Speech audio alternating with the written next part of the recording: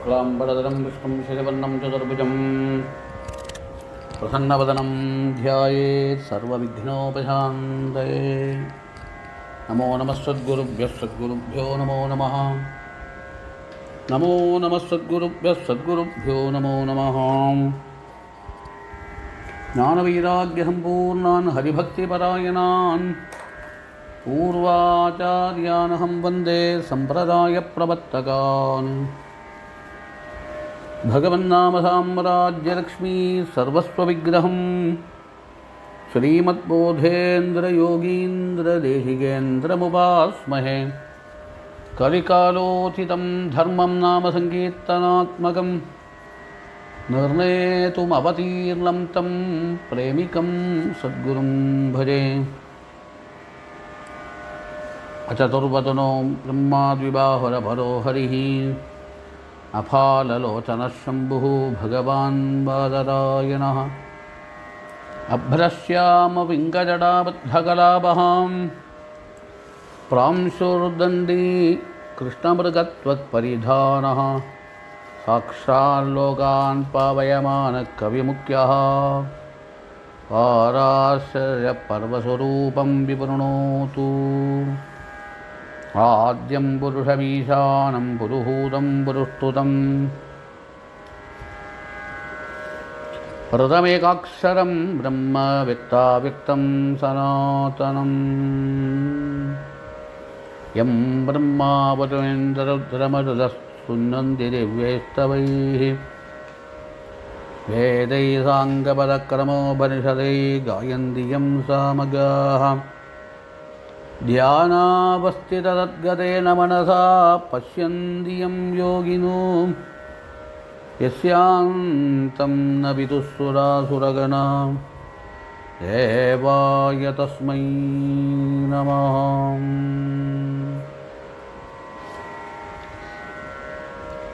सर्वत्र गोविन्दनामसङ्कीर्तनं गोविन्द गोविन्द।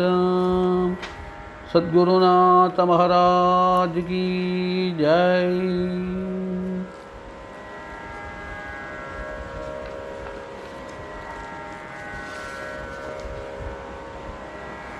பகவானுடைய பரம கருணையினாலேயே நமக்கு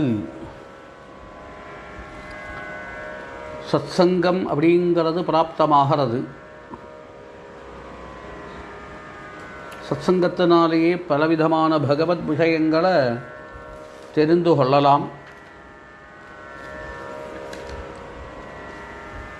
பகவத் விஷயம் அப்படிங்கிறது நமக்கு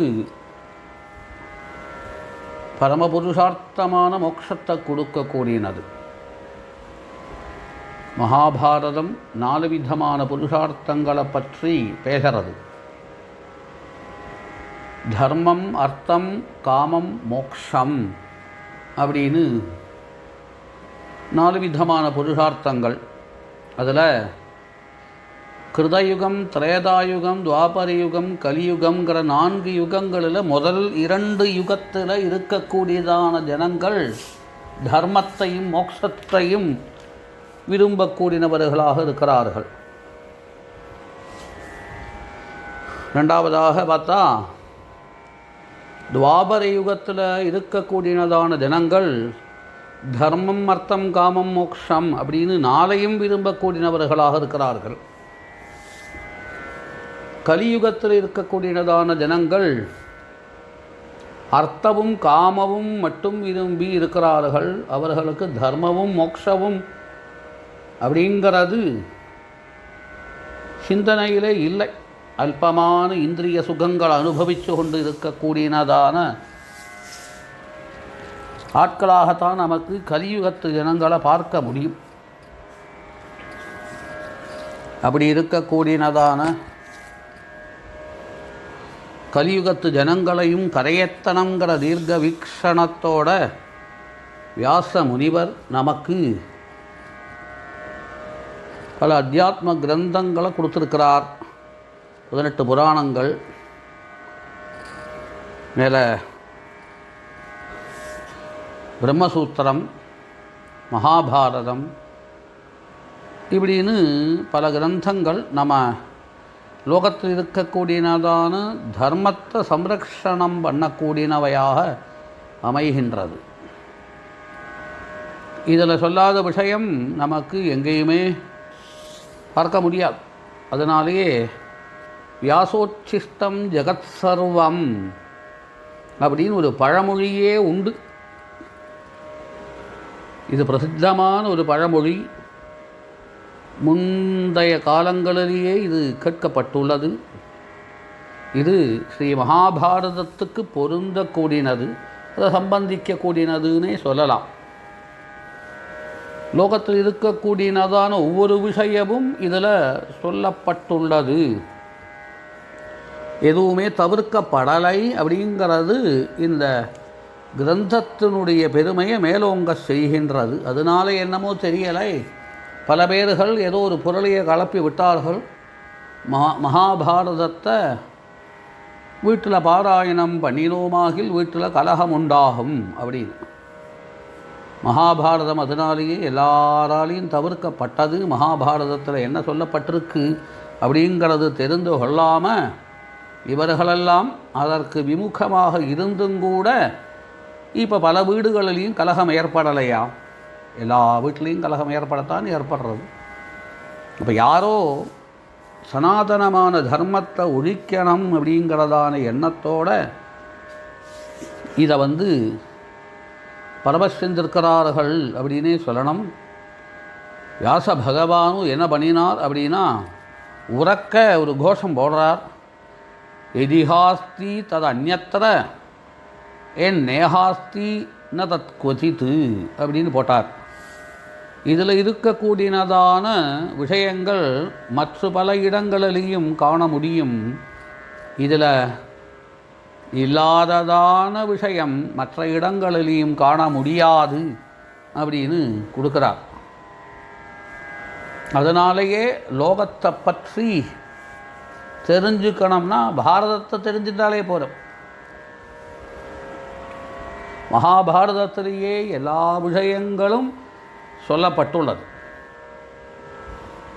மும்மூர்த்திகளில் இருக்கக்கூடியனதான பிரம்மா விஷ்ணு மகேஸ்வரர்கள் இவர்கள் பண்ண வேண்டியனதான சிருஷ்டி ஸ்திதி சம்ஹாரங்கிற விஷயங்களை பற்றி தெரிஞ்சுக்கணமாகில் ஒரு கால் பிரம்மாவே சிருஷ்டியை மறந்து போனார் அப்படின்னா வியாசர் இயற்றினதான மகாபாரத கிரந்தத்தை பார்த்தா பிரம்மாவிற்கு எப்படி படைக்கணும் அப்படிங்கிறதான விஷயம் தெரிய வரும். பாலனம் எப்படி பண்ணணுங்கிறது விஷ்ணுவிற்கு தெரிய வரும். சம்ஹாரங்கிறது எப்படி பண்ணணுங்கிறது பரமேஸ்வரனுக்கும் தெரிய வரும். இது அழகாக நமக்கு எடுத்து காட்டுறார். அப்பேற்பட்டதான விஷயங்கள் மும்மூர்த்திகளுக்கும் தெரிய வரும் அப்படின்னு சொல்லும் பொழுது சாமானியமான மனிதர்களுக்கு அறிய வேண்டினதான பின்தொடர வேண்டினதான விஷயங்கள் இதில் இருக்கும்னு சொல்லவா வேணும். இது பெரிய ஒரு விஞ்ஞான கோஷம்.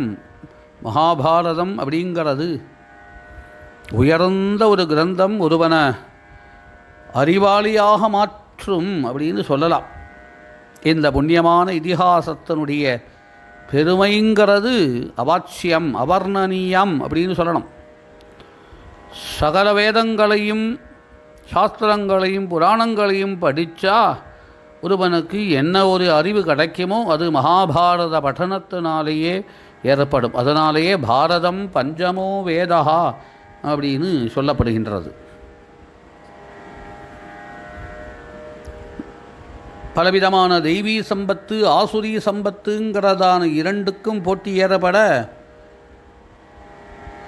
இந்த போட்டி அப்படிங்கிறது ஆதிம காலத்திலேருந்தே உள்ளது. புராணங்களிலேயெல்லாம் அதை தேவாசுர யுத்தம் அப்படின்னு சொல்லுவார்கள். தெய்வீ சம்பத்து அப்படிங்கிறது ஈஸ்வர சகாயத்தினால அவைகளுக்கு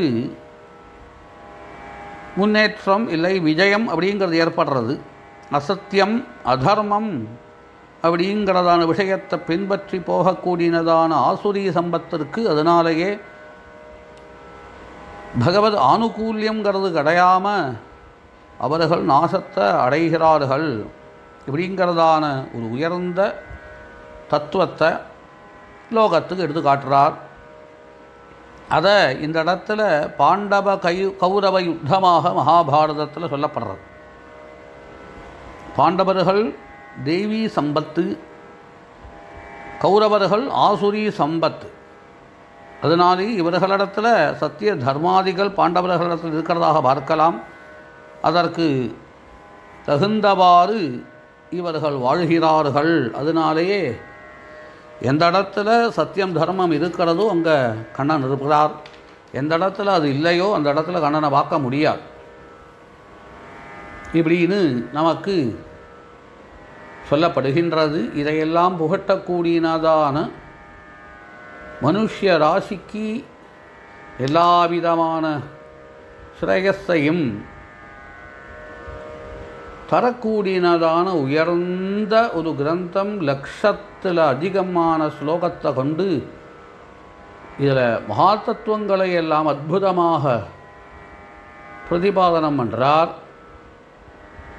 இதில் எந்த அளவுக்கு வியாசரால் இது புகட்டப்பட்டதோ அந்த அளவுக்கு சொல்ல முடியுமோ முடியாதோ, ஆனால் அடியேனால் முடிந்த வரையிலும் இந்த மகாபாரத கிரந்தத்தினுடைய சாரத்தை உங்களுக்காக எடுத்து உரைக்கின்றேன்.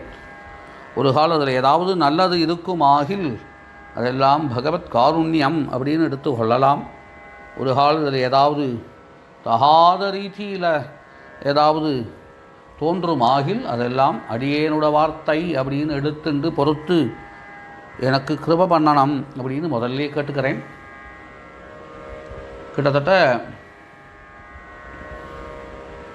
மகாபாரதத்தில் 18 பர்வாக்கள். இந்த 18 பர்வாக்களில் லட்சம் கிரந்தமுடையதான மகாபாரதத்தில் முதல் பர்வாங்கிறது ஆதி பர்வா. இந்த பர்வாக்குள்ளேயே அனவதி பர்வாக்கள் வேற உண்டு. அதில் ஆதி பர்வாவில் முதல்ல வரக்கூடியதான பர்வா அனுக்கிரமணிக பர்வா அப்படின்னு சொல்லப்படுறது. கிட்டத்தட்ட 275 ஸ்லோகங்களாக இந்த அனுக்கிரமணிக பர்வாங்கிறது நமக்கு கொடுக்கிறார். சம்க்ஷிப்தமான மகாபாரதம் அப்படின்னே சொல்லலாம். இந்த சம்க்ஷிப்தமான மகாபாரதத்தை யார் சிரவணம் பண்ணுகிறார்களோ அவர்களுக்கு உண்மையான ஒரு பகவத் அனுகிரகம் அப்படிங்கிறது உண்டாகும். அவர்களுக்கு எல்லா விதமான ஸ்ரேயஸும் உண்டாகும். யார் தர்மபராயணனாக நியமத்தோடு கூட இந்த அத்தியாயத்தை சிரவணம் பண்ணுறானோ அவன் எல்லா விதமான பாபத்திலிருந்தும் விடுபடுவான். அவனுக்கு எந்த விதமான சங்கடங்கள் ஏற்பட்டாலும் அவனுக்கு துக்கம் அப்படிங்கிறது ஏற்படாது. அந்த சங்கட காலங்களில் கூட அவனுக்கு துக்கங்கிறது ஏற்படாது. அது இந்த அத்தியாயம் நித்தியம் சிரவணம் பண்ணுவதனால இருக்கக்கூடியதான பலம் அப்படின்னு பலஸ்துதியை நமக்கு கொடுக்கிறார்.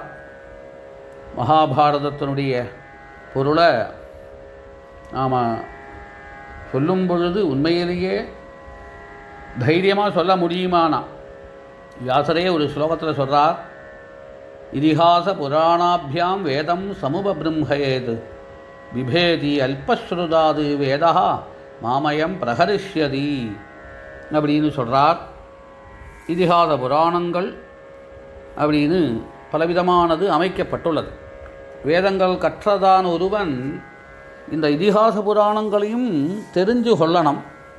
ஒரு ஆள் அதை தெரிஞ்சு கொள்ளாமல் அவன் ஏதாவது வேத விஷயங்களை எல்லாம் சொல்லும் பொழுது ஒரு ஆள் அது எங்கேயாவது தவறுதலாக சொல்லப்படுமோன்னு வேதங்களை அஞ்சுகின்றது. அது என்னிடத்தில் இருக்கக்கூடியதான ஒரு பிரகரமாக மாறுமே அப்படின்னு வேதமே அஞ்சுகிறதுன்னு சொல்கிறார். இப்படி ஆச்சரியமான வேத விஷயங்களை புகட்டக்கூடியதான மகாபாரத கிரந்தம். ஆரம்பமே நாராயணம் நமஸ்கிருத்யே நரம் சைவ நரோத்தமம் நரோத்தமம் தேவீம் சரஸ்வதீம் வியாசம் ததோ ஜெயமுதீரயேத் அப்படின்னு தான் கொடுக்குறார். இந்த மகாபாரதத்தில் மட்டும் எந்த பருவாவை ஆரம்பித்தாலும் முதல் ஸ்லோகம் இந்த ஸ்லோகமாகவே அமைகின்றது. ஜெயம் அப்படிங்கிறதான பேரோடு கூடினது மகாபாரதம். ஜெயம் என்கின்ற இதிகாசம்னு சொல்லலாம். பின்னால் பார்க்கும் பொழுது ஜெயோ நாமேதிகாசோயம் அப்படின்னு சொல்கிறார். இந்த ஜெயம் அப்படிங்கிறது 18 புராணங்களையும் இதனாலேயே நமக்கு சொல்ல முடியும். வால்மீகி ராமாயணங்கூட ஜெயம் அப்படிங்கிற பேரில் தான் சொல்லப்படுறது அப்படின்னு நமக்கு இந்த இடத்துல காட்டுறார். என்னென்ன ஆர்ஷ கிரந்தங்கள் இருக்கோ, என்னென்ன புராணங்கள் இருக்கோ, மகாபாரதம் உள்பட அனைத்து கிரந்தங்களும் ஜெயம் அப்படின்னு நாம் தெரிஞ்சுக்கணும். ஆரம்ப திசையிலேயே மங்களாச்சரணத்தோட இதை ஆரம்பிக்கிறார். நாராயண சப்தம் அப்படிங்கிறது எல்லா விதமான மங்களையும் கொடுக்கக்கூடியது. அதனாலேயே நாராயணா அப்படின்னு முதல்லையே நாராயணா அப்படிங்கிற வார்த்தையே போடுறார். இந்த நாராயணன்கிற அந்த சப்தத்துக்கு என்ன பொருள்னா பகவான் ஸ்ரீகிருஷ்ணன் அப்படின்னு பொருள். நரம் ஜெய்வ நரோத்தமம் அப்படின்னு இன்னொரு பதத்தை போடுறாருங்க. நரன் அப்படின்னா அதில் நரர்களிடத்தில் இருக்கக்கூடியதான உத்தம புருஷன் யாருன்னா அர்ஜுனன். நரரத்தனம் அப்படின்னே அர்ஜுனனை சொல்லலாம். மகாபாரதத்தில் இந்த 2 பேரை பற்றி, அதாவது கண்ணனை பற்றி அர்ஜுனனை பற்றினதான விஷயங்கள் தான் முழுக்க முழுக்க சொல்லப்பட்டிருக்கு. சர்வத்திர அப்படின்னே சொல்லலாம். நரநாராயணர்களுடைய அவதாரமாக இருக்கக்கூடியதான கிருஷ்ணார்ஜுனர்கள் அவர்களை பற்றி இதில் சொல்லப்படுறதுனால ஆரம்ப தசையிலேயே நாராயணம் நமஸ்கிருத்திய நரம் ஜெய்வ நரோத்தமம் அப்படின்னு நமஸ்காரம் பண்ணுறா. நமஸ்காரம் பண்ணி இது ஒரு மங்களாச்சரணம் அப்படின்னே சொல்லலாம். இந்த கிரந்தத்துடைய முக்கியமான கதாபாத்திரங்கள் இவர்கள் 2 பேரும் அப்படின்னு சொல்லலாம். பகவானுடைய யுகலமூர்த்தி அப்படின்னும் சொல்லலாம். நரநாராயணர்கள்ங்கிறது பகவானுடைய யுகலமூர்த்தி. அப்பேற்பட்டதான் அவர்களை நமஸ்காரம் பண்ணி கொண்டு நாம் இதை ஆரம்பிப்போம். இதில் நைமிஷாரண்ய விற்த்தாந்தம், அதில் நமக்கு பார்க்கலாம். இதில் நைமிஷாரண்யே சௌனகஸ்ய குலபதே துவாதச வார்ஷிகே சத்திரே ரோமஹர்ஷணன் அப்படிங்கிறதான சூதருடைய பிள்ளை உக்ரஸ்ரவசு இவர் இருக்கிறார். ஆச்சரியமான அந்த நைமிஷாரண்ய விற்த்தாந்தம், அதில் ரோமஹர்ஷிய பிள்ளையான உக்ரஸ்ரவசு அமர்ந்து கொண்டு பலவிதமான பிரம்மரிஷிகளால் விரத தீட்சையோடு நடத்தப்படக்கூடியதான 12 வருஷங்கள், 12,000 வருஷம், துவாதச வார்ஷிகே சத்தரே 1000 வருஷம் அப்படின்னு சொல்லப்படுறது. அப்பேற்பட்டதான அந்த சத்திரத்தில் சேர்ந்ததான இவரை அவர்கள் வரவேற்று அவர் ஆதரம் பண்ணுறார்கள். சௌனகர் அந்த இடத்துல பலவிதமான கேள்வி கேட்க அதற்கு பதில் சொல்கிறார் அப்படின்னு சொல்லும்பொழுது நாராயணன் நமஸ்காரம் பண்ணுறார். ஓம் நமோ பகவதே வாசுதேவாய அப்படின்னு ஆரம்பத்திலேயே நமஸ்காரம் பண்ணுறார். மேலே ஓங்கார ரூபனாக இருக்கக்கூடிய பிதாமனுக்கு நமஸ்காரம் பண்ணுறார். ஓங்கார ரூபமாக இருக்கக்கூடிய பிரஜாபதிகளுக்கெல்லாம் நமஸ்காரம் பண்ணுறார். ஓங்கார ரூபியாக இருக்கக்கூடியதான கிருஷ்ணத்வைபாயனாய ஓம் நமஹா கிருஷ்ணத்வைபாயனாய அப்படின்னு வியாசருக்கே நமஸ்காரம் பண்ணுறார். அதே போல் சர்வ விக்னங்களையும் போக்கக்கூடியனதான ஓங்கார ரூபியாக இருக்கக்கூடியனதான கணபதிக்கு நமஸ்காரம் பண்ணுறார். இப்படி தான் இந்த மகாபாரத கிரந்தங்கிறது ஆரம்பமாகிறது. பிரம்ம ரிஷிகள் எல்லாம் வந்து சேர்ந்திருக்கக்கூடியனதான அந்த சபையில் சூதகுலத்தை சேர்ந்ததான இந்த உக்ரஸ்ரவசு ஒரு குதூகலத்தோட பலவிதமான கேள்விகள் இவர்களால் கேட்கப்பட்ட பொழுது அவர் வந்து அதுக்கு பதிலளிக்கக்கூடியதான விஷயங்கள் சொல்லப்படுறது. தமாசிரமம் அனுப்பிராப்தம் நைமிஷாரண்யவாதீனாம் சித்ராஹ ஸ்ரோதும் கதாஸ்தத்ர பரிவபுருஹு தபஸ்வினாம். இந்த இடத்துல நைமிஷாரண்ய வாசிகள் எந்த இடத்துல வசிக்கிறார்களோ அந்த இடத்துல உக்ரஸ்ரவசு வந்து சேர்ந்த பொழுது அவரை அமர செஞ்சு பலவிதமான கேள்விகள் கேட்கப்படுறது. அவரை நமஸ்காரம் பண்ணி அஞ்சலி பத்தர்களாக அபுச்சது ச தபோபர்த்திம் சத்பிஷ்டைவாபிபூஜிதா குசல பிரஸ்னம் எல்லாம் பண்ணி உக்ரஸ்ரவசனத்தில் சுவாகதங்களை எல்லாம் தெரிவித்து உங்களுடைய தபஸு இப்பொழுது சுகரூபமாக இருக்கிறதா, அது நாளுக்கு நாள் விருத்தி அடைகின்றதா அப்படிங்கிறதையெல்லாம் கேட்டு அவரை வணங்கி இவர்கள் பேசக்கூடியனது. அவர் வந்து அமர்ந்ததுமே வினயத்தோட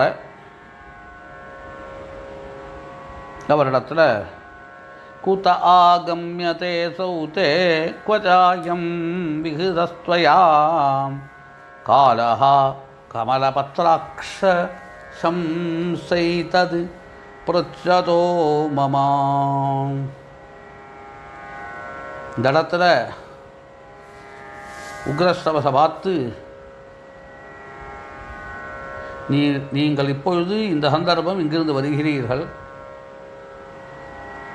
எந்த இடத்துல இவ்வளவு நாட்கள் தங்கினீர்கள், என்னிடத்துல இந்த விஷயத்தையெல்லாம் தெரிவிக்கணும் அப்படின்னு சொன்னதுமே அவருக்கா பஞ்சம் நிறைய வார்த்தைகள், எவ்வளவு சத்விஷயங்கள் அவரிடத்தில் இருக்குது. ஜனமேஜயஸ்ய ராஜரிஷேஹே சர்ப்பசத்ரே மகாத்மனா சமீபே பார்த்திவேந்திரஸ்ய சம்யக் பாரீக்ஷிதஸ்ய ச கிருஷ்ணத்வைபாயன புரோக்தாக சுபுண்யா விவிதா கதாக ஹரிதாஸ்யாபி விதிவது யா வைசம்பாயனேன வை அப்படின்னு தான் எந்த ஒரு நிலையில் அமர்ந்து கொண்டு ஜனமேஜயனுக்கு ராஜரிஷியான பரீட்சித்தனுடைய பிள்ளை ஜனமேஜய அவர் வந்து சர்ப்பயத்னம் அப்படின்னு பண்ணும் பொழுது அந்த இடத்துல மகாபாரதம் உபதேசிக்கப்பட்டது.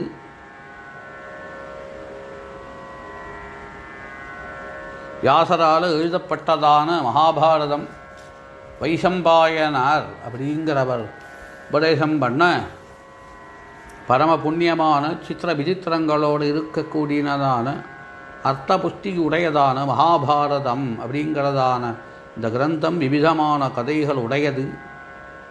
விதவிதமாக அதை வந்து நமக்கு புரியும்படி உபதேசம் பண்ணுறார். அதெல்லாம் கேட்டுட்டு தான் இப்பொழுது இங்கே வருகின்றேன் அப்படின்னு சூதரை தெரிவித்தார். இப்படி தெரிவித்ததுமே அந்த சூதரை வந்து ரிஷிகளெல்லாம் வணங்கினார்கள். தான் எங்கெங்கு போனேங்கிற விஷயத்தை எல்லாம் மேற்கொண்டு சொல்கிறார். அதை தொடர்ந்து நாம் அடுத்த ஒரு வீடியோவில் சிரவணம் பண்ணுவோம். பலவிதமான தீர்த்த யாத்திரைகளெல்லாம் முடித்து இவர் வந்து சொல்லக்கூடியதான தியான ஸ்லோகத்தோட உபதேசம் பண்ணக்கூடியதான மகாபாரத சங்கிரகம் அப்படிங்கிறது நாம் மேற்கொண்டு அடுத்த ஒரு வீடியோ கிளிப்பிங்கில் சிரவணம் பண்ணுவோம். இது ஆரம்ப நிலையில் மகாபாரதங்கிறது இயற்றப்படும் பொழுது அது சூத சவுனக சம்வாத ரீதியாகவே சொல்லியிருக்கிறார். அதன்படி இந்த இடத்துல நான் அந்த விஷயங்களை பகிர்ந்துள்ளேன். எல்லோருக்கும் ராதேஷம்.